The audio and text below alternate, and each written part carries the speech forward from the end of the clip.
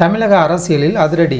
தலைமைச் செயலகத்தில் தேவக தலைவர் விஜய் மற்றும் செங்கோட்டையன். மார்ச் 29 முதல் விஜயின் தேர்தல் பிரச்சாரம்.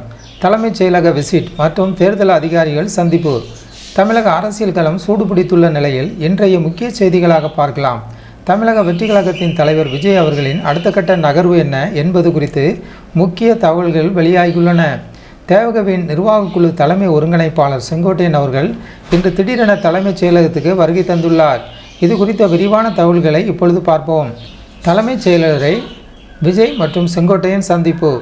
தமிழகத்தில் 2026 சட்டமன்ற தேர்தலுக்கான களம் இப்போதே பரபரப்பாகிவிட்டது.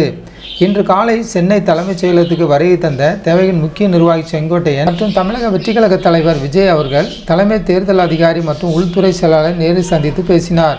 இந்த சந்திப்புக்கு பிறகு செய்தியாளரை சந்தித்த அவர் முக்கிய தகவல்களை பகிர்ந்து கொண்டார்.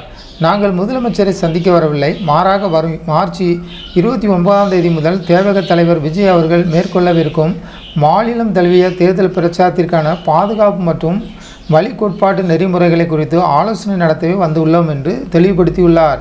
பிரச்சார திட்டம் மற்றும் பெரம்பூர் தொகுதி பரபரப்பு.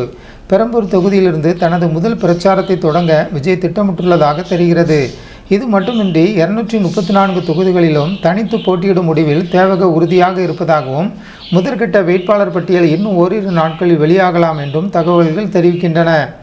தேவகவை விமர்சித்து வரும் நிலையில் அதற்கு பதிலடி கொடுக்கும் வகையில் இந்த பிரச்சாரம் அமையப்போவதாக செங்கோட்டையன் அவர்கள் நம்பிக்கையோடு தெரிவித்தார். விமர்சனங்களுக்கு பதிலடி மற்றும் கூட்டணி நிலைப்பாடு. செய்தியாளர் சந்திப்பின் போது எழுப்பப்பட்ட கேள்விகளுக்கு பதிலளித்த செங்கோட்டையன் அவர்கள் மற்ற கட்சிகளின் விமர்சனங்களை பற்றி தங்களுக்கு கவலை இல்லை என்றும் மக்கள் மாற்றத்தை விரும்புவதாகவும் கூறினார். மேலும் முன்னாள் அதிமுக அமைச்சர் ஜெயக்குமார் போன்றவர்கள் தேவகவிற்கு வர விரும்பினால் பரிசீலிக்கப்படும் என்றும், ஆனால் கட்சியின் கொள்கைகளை ஏற்று வருபவர்களுக்கு மட்டுமே முன்னுரிமை அளிக்கப்படும் என்றும் அவர் சுட்டிக்காட்டியுள்ளார். திமுக மற்றும் பாஜக ஆகிய இரு கட்சிகளையும் சமமாக எதிர்த்து வரும் விஜய் தனது தேர்தல் அறிக்கையின் மூலம் பெரிய மாற்றத்தை உருவாக்குவார் என்று தேவக தொண்டர்கள் உற்சாகத்தில் உள்ளனர். தமிழக அரசியலில் விசில் சின்னம் மற்றும் விஜயின் நேரடி அரசியல் வருகை எந்த மாதிரியான தாக்கத்தை ஏற்படுத்தும் என்பது மார்ச் 29 தொடங்கும் பிரச்சாரத்தில் தெரியவரும். இது போன்ற உடனுக்குடனான அரசியல் செய்திகளை தெரிந்து கொள்ள நமது ஜனநாயகம் டிவி சேனலை சப்ஸ்கிரைப் செய்யுங்கள்.